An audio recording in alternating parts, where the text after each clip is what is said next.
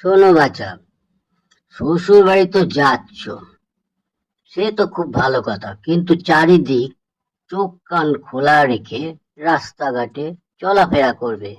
আর তুমি তো কোনোদিন রেলগাড়িতে চাপোনি, তা রেলগাড়িটা কিরকম তোমাকে আমি বলে দিচ্ছি।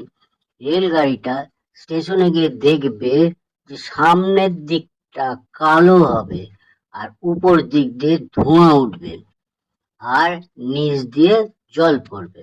ব্যাস, তাহলেই তুমি বুঝতে পারবে যে ওটা রেলগাড়ি। সঙ্গে সঙ্গে তাড়াতাড়ি করে তুমি রেলগাড়িতে চেপে যাবে। রেলগাড়ি কিন্তু বেশিক্ষণ দাঁড়ায় না, বুঝেছ? ছেলে তো স্টেশনে গেছে, স্টেশনে গিয়ে তো প্ল্যাটফর্মে গাড়ি দেখতে পেল না, কিন্তু দূরে মা যেরকম বলেছিল ঠিক সেই রকমই একটা কিছু সে দেখতে পেল। এবার ব্যাপারটা হচ্ছে, এক টিটি সে স্টেশনের থেকে একটু দূরে রেল লাইনের ধারে মাইনাস করতে গেছিল। মাইনাস মানে একটু হিসু করতে গেছিল। এবার সে সিগারেট খাচ্ছিল, পরনে ছিল তার একটা কালো কোট, সে যেটা থাকে টিটিদের। এইবার দূর থেকে ছেলেটা দেখছে, হ্যাঁ এই তো সামনের দিকটা কালো, উপরের দিকে ধোঁয়া উঠছে, হ্যাঁ এই তো নিচে জল পড়ছে, তাহলে ঠিক এইটাই রেলগাড়ি। মা তাড়াতাড়ি করে উঠতে বলেছে। সে তখন তাড়াতাড়ি করে গিয়ে টিটির একেবারে ঘাড়ের উপর ঝাঁপিয়ে উঠেছে, ধাবাস করে ঝাঁপিয়ে উঠলো, আর টিটি তো ধাবাস করে পড়ে গেল। বাস, তারপরে টিটি পড়ে যেয়ে উঠে বলছে, আরে হারামজাদা, তুই আমার ঘাড়ের উপর উঠলি কেন? তুই আগে সেটা বল। হ্যাঁ, তুই আমাকে ঘাড়ের উপর কি জন্য উঠেছিস?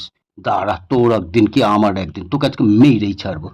তখন ছেলেটা ওই দেখে, ওরে বাপরে, সে প্রাণ ভয়ে সে বাড়ি পালিয়ে এলো। বাড়িতে এসে মা তাকে জিজ্ঞেস করছে, কিরে, তুই এত তাড়াতাড়ি চলে এলি কেন? তুই শ্বশুর বাড়ি যাসনি? হঠাৎ করে চলে এলি? ছেলে তখন মাকে বলছে, আমি তো তোমার কথা মতনই তো আমি রেলগাড়িটার উপরে তাড়াতাড়ি করে চাপলাম, রেলগাড়িটা ছেড়ে দেবে বলে।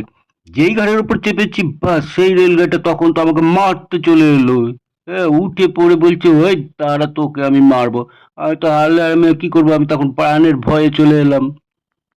তুই রেলগাড়ি মনে করে কার ঘাড়ের উপর উঠেছিলি? হায় রে আমার পোড়া কপাল, এই ছেলেকে নিয়ে আমি কি করি? এই তো একা একা কোথাও যেতেই পারবে না, আমার হয়েছে মরণ। আমি কি করবো, রেলগাড়ির উপর তো চেপেছিলাম, কিন্তু রেলগাড়িটা আমাকে মারতে এসেছিল যে।